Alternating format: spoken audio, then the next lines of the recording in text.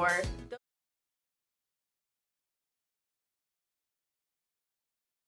Super excited to be here on NEFIRST University Day on the Red Channel with some amazing mentors, alumni, volunteers that are going to be introducing themselves in a moment and then talking to you about how you can stay involved with FIRST and NEFIRST after you graduate high school. So coming in from the great state of Connecticut, we have an amazing mentor. Barry, why don't you go ahead and introduce yourself? Sure. Good morning, everybody. I'm Barry Curcio. I'm mentor FIRST Robotics Team 7153. We're a newer team. I've been a mentor for 10 years. I started with my own kids. I had two sons that were on Gus Robotics, Team 228, and that was years and years ago. I started out because I wanted to do outreach with the team, and I helped my kids and do a lot of community events. We did a lot with actually the Connecticut Children's Medical Center. We also did a lot of cancer events. I had a nephew who had cancer, so we did stuff for him. And then we just started to do a lot of community events. So Gus was very much involved with that. And then I just started doing builds, team stuff, and then I just learned to just be involved with the team. And we, as a team, started just getting kids involved and actually alumni, because we started reaching out and telling kids, basically, you do anything for the team. We did a lot of decorations. We had kids doing art as much as doing science. So we started telling kids that it's being part of the team, you could do anything. The team is basically business. It's art, it's science. So you basically ran the team like a business, and that's. And it's interesting to hear that you came from 228, because seeing that you were heavily involved there and then moved on to found your new team, it definitely shows your experience there and how you were able to transition it over into your newer team that is not operating like a brand new team. You guys are definitely doing amazing things that most rookies wouldn't necessarily have the know-how to do. So we're gonna go introduce, I believe he's diagonal from me on our Twitch screen. Next to you, also from the state of Connecticut, we have Christus Landis. Chris, do you want to tell us about your background? Because we all know you're our All-Star FTA. But could you tell us a little bit about your experience leading up to becoming NEFIRST FTA, and then how maybe you ran into some things after high school that kind of shifted your path to become an FTA now in our district? Hi, my name is Chris Delon. I am an alumni of FIRST Robotics Team 1699, the Bacon Academy RoboCats. I was one of the founding students behind it. After leaving high school, I went to Rochester Institute of Technology to pursue my degree in Applied Networking and Systems Administration. Why that's a little bit important is that the Finger Lakes Regional at that point in time took place on RIT's campus during their spring break, which is the first week of March. Generally ended up being the same week as week one inside FIRST. So we get to go and deal with all the bugs and things along those lines. I went and did that for 4 years while I attended RIT, starting off as a robot inspector and being a backup scorekeeper. That year was the last year of the IFI control system, and the FTA that was there, along with the scorekeeper, basically said they went to a new control system, which they did. That the year after that was the year of lunacy with the blue box that everybody probably learned to love and hate at the same time. Kind of put me into the scorekeeping position there. It was merely a thing of being the right person at the right time and falling into that. After graduating from RIT, I went and came back to Connecticut, where I got involved with the Connecticut Regional at that point in time, and was able to go and maintain that, and also sort of start stepping into an FTAA role. And then as we progressed into districts, things got a little bit wonky. I ended up being more of a robot inspector that year than being on the field, until we had some issues in Hartford where certain volunteers didn't end up showing up and having to step into roles. And at that point in time, the district was having some problems getting FTAs in. I went and approached the regional director at the time, saying, "Hey, I want to throw my hat in," and the rest is kind of history. And I started being an FTA in 2015. Moving on.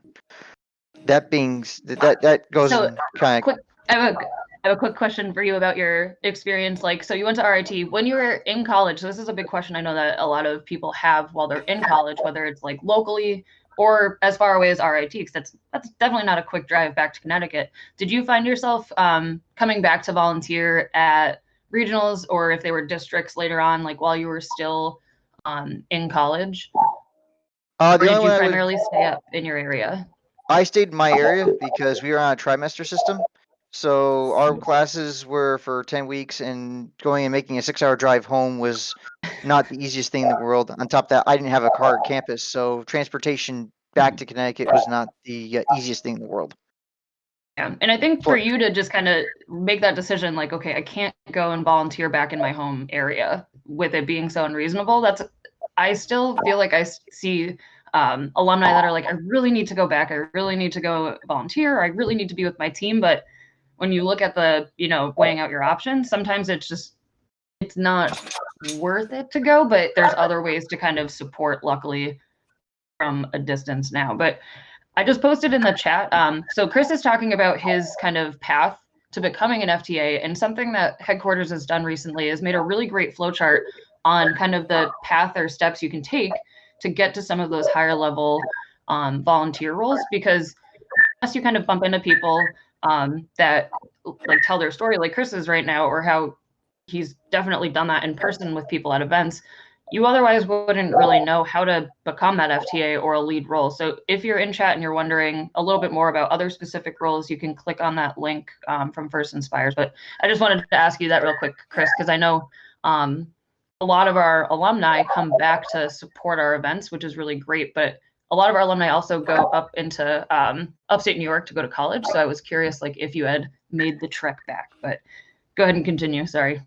yeah, and so I mean, going on with that, it was actually nice to have that team disconnect to a certain extent, because I wasn't at the same events as my team. My team never made its way up to Rochester while I was there. They did eventually make it afterwards before the district or before we became a district.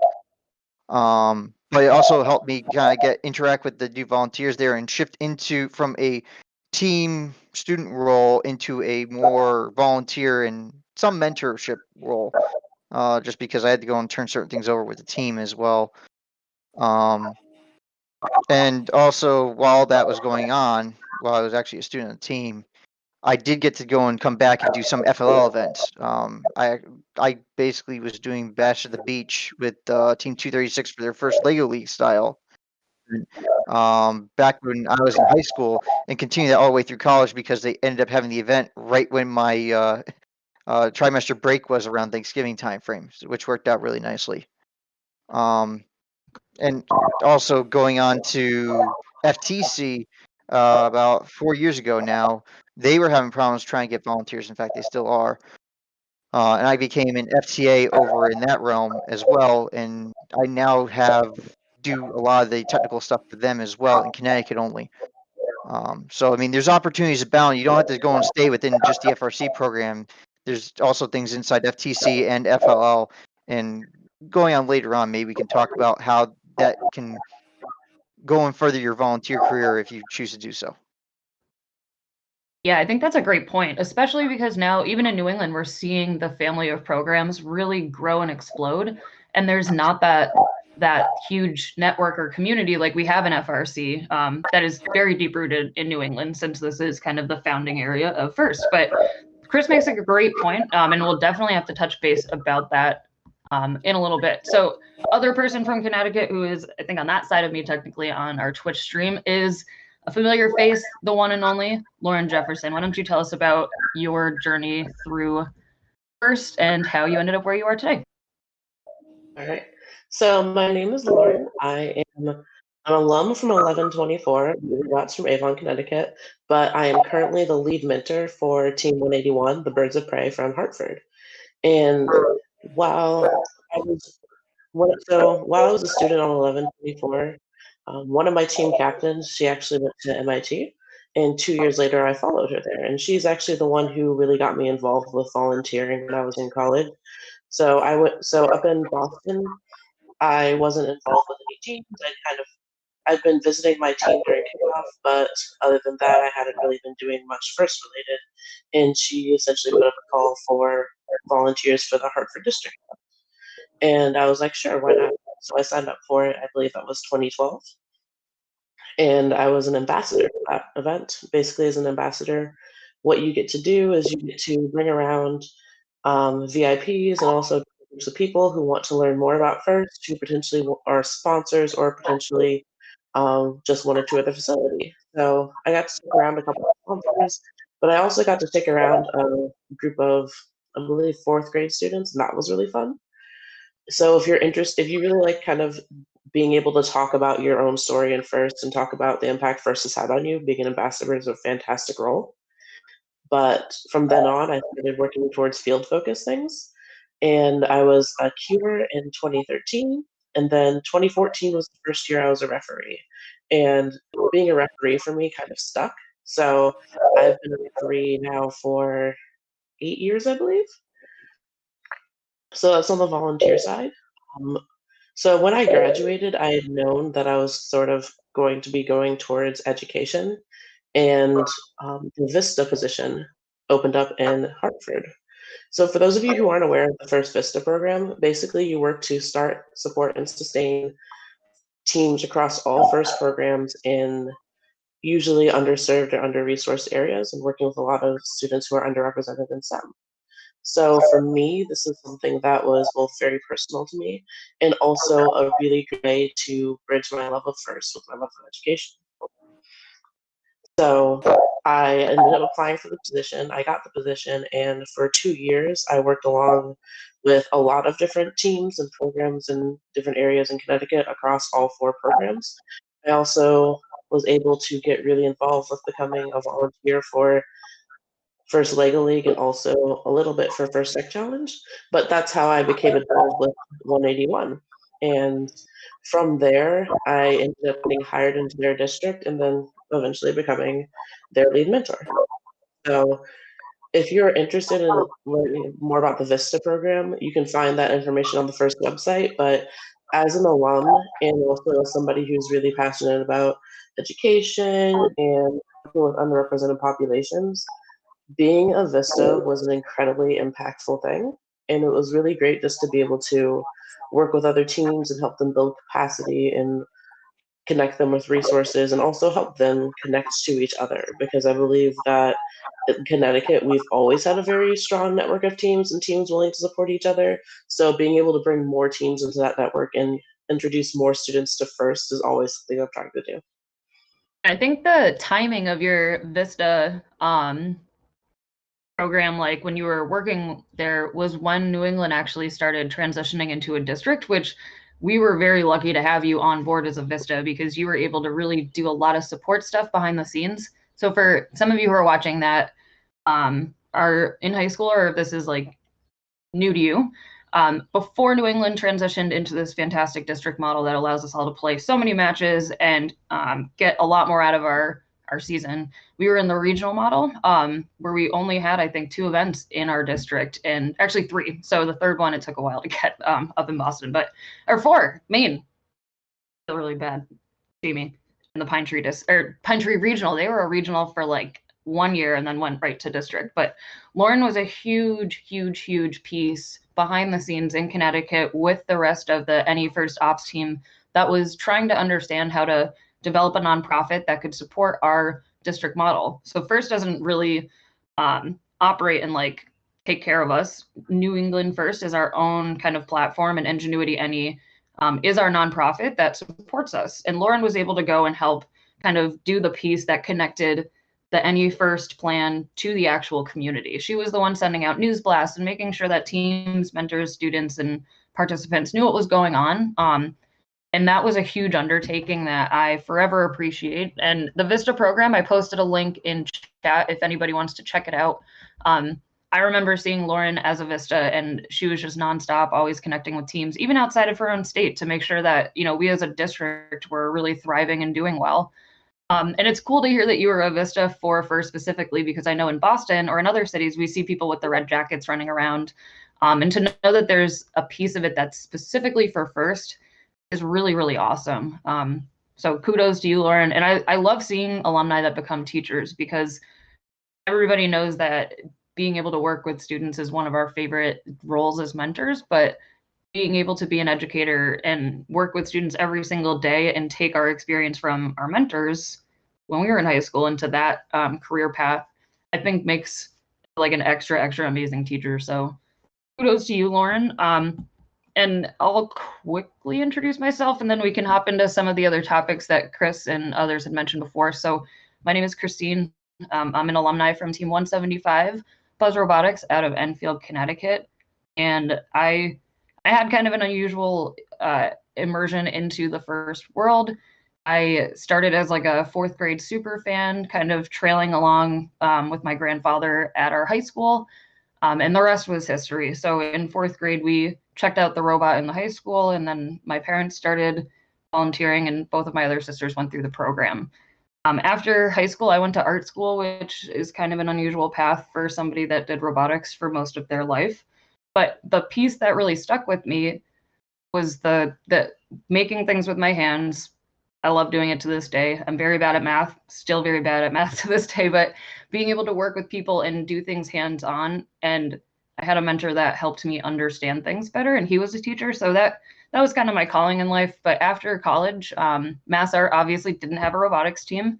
And I was mentoring a team out in Clinton, Massachusetts, because they had a really big need for a non-technical mentor at that point. But I was also going home and volunteering because it was close. So the Connecticut Regional, I went and did, you know, small roles, kind of like Chris and Lauren were saying. I did field reset. I've done other stuff, and then I became a judge assistant. That was the most like stressful volunteer role at that time in my life, because it required me to actually like make sure I was, you know, following a lot of rules, helping other people. But it really gave me an inside look into the amount of time, effort, and like coordination that went into planning these events, and it made me appreciate it a lot more. And it made me more willing to literally do anything that needed to be done.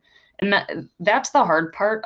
Hearing both Chris and Lauren talk about, I started off in this like one tiny task, and then as you grew, like people that were working with you saw, you know, you're reliable and responsible, and that, you know, you understood kind of every small facet and like big responsibility in your one role, or how that could affect people. So I think as I was able to go and be a judge assistant and be flexible and work with people, when we were kind of in that need for more people to step up in the district role, it was kind of an easy transition to help support some of the event stuff. And then I stepped in to help with some of the social media stuff and other things.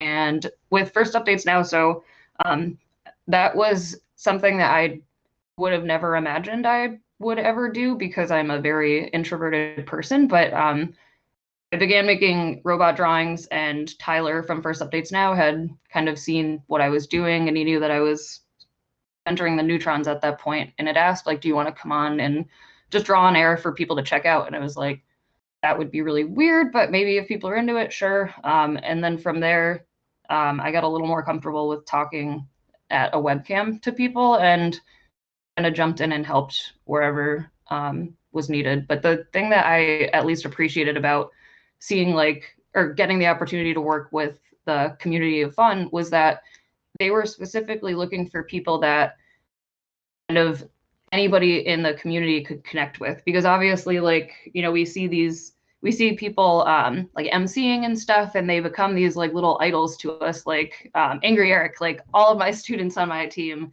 are like mega fans of Angry Eric, and they're like, can I go ask him for a picture? And it's like, he's a human being, he's a dad, like you can go ask him for a photo. But like getting somebody who may not be like a familiar face or like on a super popular team, kind of up and connecting with people in the community, I thought was really fantastic. Because I think for me and others as students, we wanted to see like, okay, is this even possible for me? Like, am I in the right place? And I guess somebody like me who's kind of an artist, not necessarily a technical person, but my opinion and my input mattered in their shows. Like it felt good to do that. I had this cool moment of bumping into a girl at Champs who was super into art. Her art is way better than mine. And as for my autograph, I was like, this is weird, but this is cool that I was able to kind of resonate with somebody. So it's really cool to see this like really nice pool of people here because everybody has such a great, unique story that I hope connects to some level with people that are watching. Because it's easy to think like, I don't know, I can't really play a part in that, or that's beyond me. But hearing from everybody here, like going through or using your past experience to help grow and like sustain and the future or the current state of your team or your community or your district, it's super important. It's super valuable. Like Chris talking about, and we could hop into this now. Like I know beyond FRC, I think everybody on this call is involved with another family of programs or some sort of like sub community that is kind of under supported, I guess. Like Chris, you were saying you're an FTA for FTC. Like I forgot that was a role. I know in Massachusetts we have such a lack of like volunteer and community support in FTC right now, and it's something we're hoping to tackle. But that piece of like where else beyond FRC can people help? Chris, do you want to jump in and talk about that first, and we can get into a mini discussion on that? Sure. I know for me, I got approached because as Christine went and said, in Connecticut, it's also a very underserved community. We're constantly trying to get volunteers there. And one thing that's nice in my book about that is people that are interested in trying going after those lead roles in the FRC world. I know I've gotten approached by multiple people saying it's very difficult to get in here. Partially because there's a lot of people that want to do that. At the same time, we've also had people go and submit volunteer applications without really any backing up knowledge. I mean, when you submit that volunteer app, the best thing I can go and say is that that is a marketing item more than anything else. Why should you go and get the role that you requested?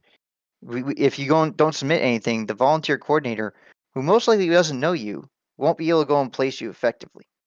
And they're also looking at previous experience. And so if you go to a program that's underserved, you have a chance of getting that role that you want much earlier and going and growing in that role and getting better at that role before then you can go and switch to the program that you want and possibly get the role that you want there, because you now have that pedigree of experience behind you saying, hey, I've done this other program for a while, I've been an MC in that program, I will be a good MC for this program as well. And that's one thing to kind of keep in mind is that yes, you can go and work the ladder inside one program, but don't be afraid to branch out and hit those other programs. Yeah, that's a really good point. And I would even say, like, if you get too comfortable in one program, it's going to mean you're going to have to start kind of fresh at the other one. Like we were lucky enough to pull in Connor McBride from New Hampshire for our FLL qualifier last year for an MC. And he had thankfully done a few FLL events, but I remember he turned to me, he was like, man, this is so much different than FRC and even FTC. Like one of my favorite MCs of all time, who's kind of newer voice, is Corey Bounds, who's originated in FTC, and her FRC emceeing style is so different because in FTC you have to basically narrate the game as an MC. You're kind of giving them an idea of like what's going on the field, but what the game could be going on, and like because they don't have the active scoring. But anyway, like that's a really great point. It could be an opportunity for you to get really well versed in a role that is transferable to a program that you're really interested in, like becoming that in.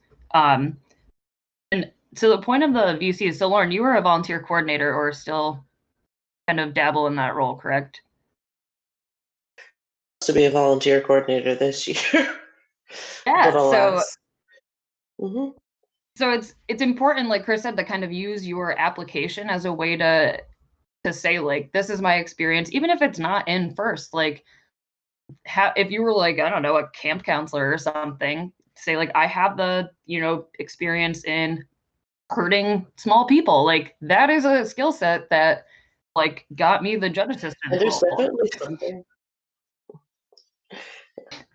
And there's definitely some positions where we need more volunteers than others. And like, well, I'll get, for instance, 25 field resetters, and we can only use so many field resetters at a time. But there'll be something like safety manager where I have no applicants and I need 2 of those. So definitely keep an open mind with positions as well. And Barry, I know your team, and especially your past team, 228 Gus, has really dipped into the other family of programs. With your team as a whole, do you encourage students to, like active students obviously will mentor like FLL and stuff, but in terms of like kind of supporting those local events, I know Connecticut has had a lot of great FLL, FTC, FLL Junior, I think is the order of it. But what do you suggest, I guess, for current students and then students that are maybe new into college? Like what's like the responsible way to kind of go back and support those programs to any capacity? So for our new team, it's been tough because we've had small amounts of students. So we haven't really had a lot of opportunity to get kids to go I don't in. know if we can hear your mic. It could just be me. Are you not Lauren hearing and Chris, me? okay, we're good. Cool. Go ahead.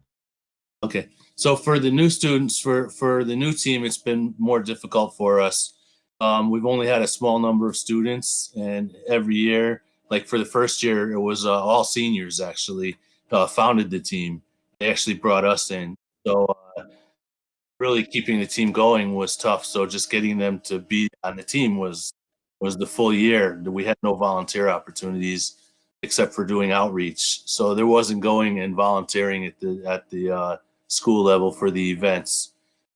This year we talked about going to FLL and volunteering at FLL events. So because the year is just starting, we haven't really had much opportunity for that. Past years we've gone and we've volunteered on other teams. I was also on Rage. So on Rage and on Gus, we volunteered at FLL events and at FTC events. For Rage, we actually sponsored FLL events. So we try to get the students to volunteer at least one event a year. So we try to do that. Also, to keep the alumni engaged, we send them newsletters, make sure they're involved with what the team is currently engaged in. They know what we're still doing. We invite them to our events, so they're always knowing what's happening with the team, even currently. This year, actually, because of the amount of the COVID stuff, we actually had students that graduated that were training our past students. So they were staying involved with us throughout the summer also. Are you still hearing me? I can't tell. So yeah, so we try to keep them involved. Being a new team, it's been tougher than when I was on Gus and when I was on Rage. But we do try to engage them in some of those other events.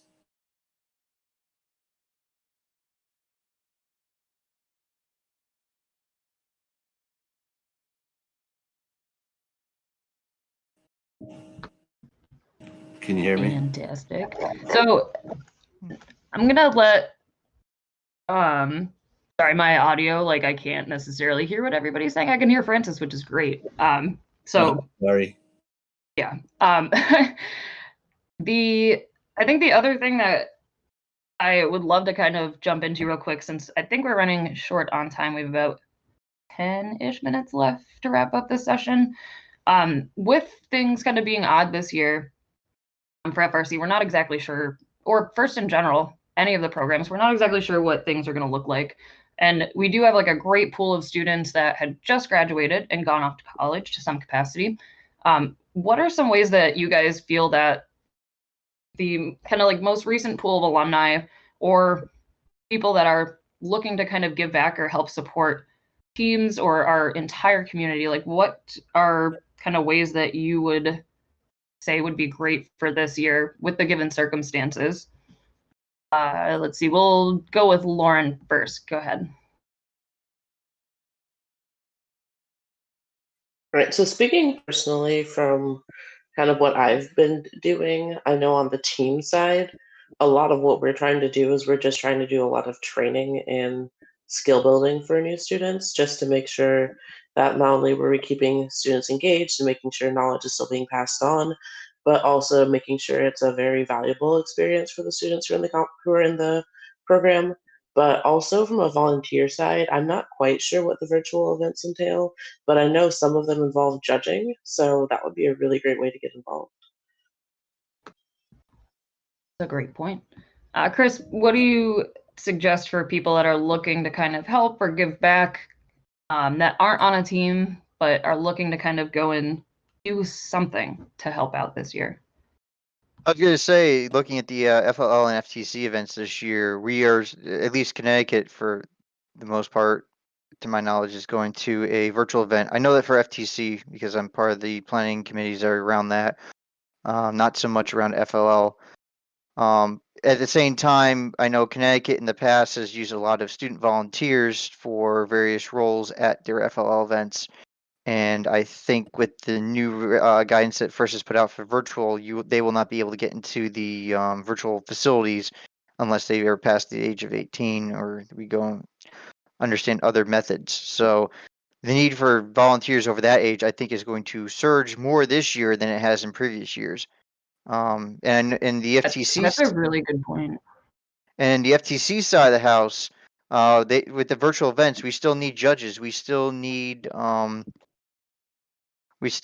be able to go and have referees look at the scores.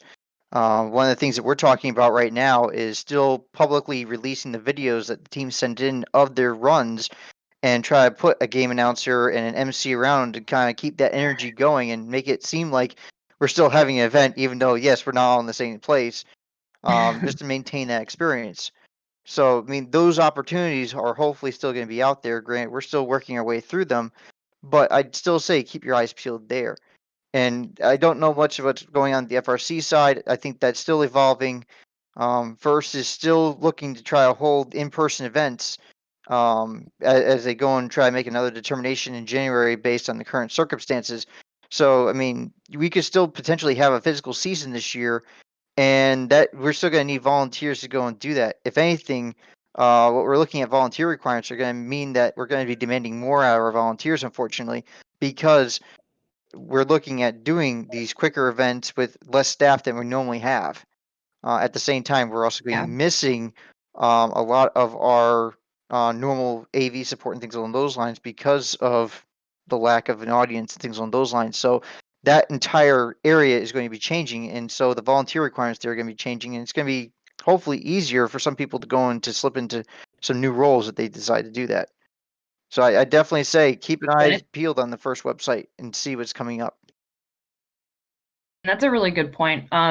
It reminds me of like the fake noises that are at all these professional sports games. It's like, what sounds would we have at our like FLL and FTC qualifiers playing in the background? Like, definitely not the shoe squeaking that the NBA gets. But I think that's a really good point. Like right now, FLL, FLL Junior, and FTC are happening.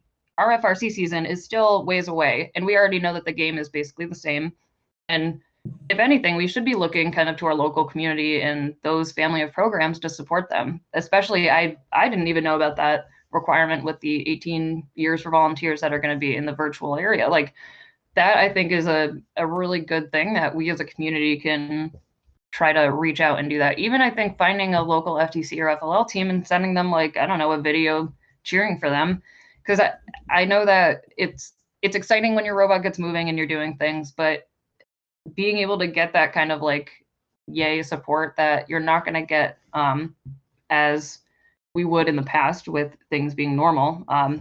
It could be good for teams to kind of look at how they can encourage and support and hype up that season for these students because they have new games completely for FLL and FTC, right? So yeah. So I mean, for us, not to say like it's not new and exciting for FRC, but we have known factors, and I think looking to your family of programs in your community is a really great idea for this season. So Barry, what would you suggest for people that are looking to do stuff with their students, or if they're a student that's graduated? I feel like you probably get a lot of this, like students that have graduated that are chomping at the bit to come back and help. Well, first of all, what I would suggest is for teams, I would think that you guys probably are doing newsletters also for your alumni. Maybe get that information out. I didn't know about the 18 and older. Send that out to your alumni. Let them know that, you know, there's a need for them in the community for FLL and FTC, for judges, for whatever roles are out there for them. Make sure your newsletters have that information. Share that information to them. I know I have students that, like I said earlier, I have students that wanted to still teach over the summer to our new incoming students. So we had classes over the summer even ongoing. So you know, they still want to be involved. So give them that opportunity. Let them know it's out there. That's fantastic. So as we wrap up, I want to thank everybody that hopped on today to view us and to check out all these amazing panelists that we had here today. Kaylee posted in chat, but if you have any further questions on how to stay involved or how to, you know, support our family of programs or support the NEFIRST community in general, you can email alumni@nefirst.org. And they can definitely get you in the right direction. Or you can email or message our Facebook page, and that will get to somebody. So thank you for joining us, and we hope that you stay safe and enjoyed our panel talk. So thanks, everybody. 7th.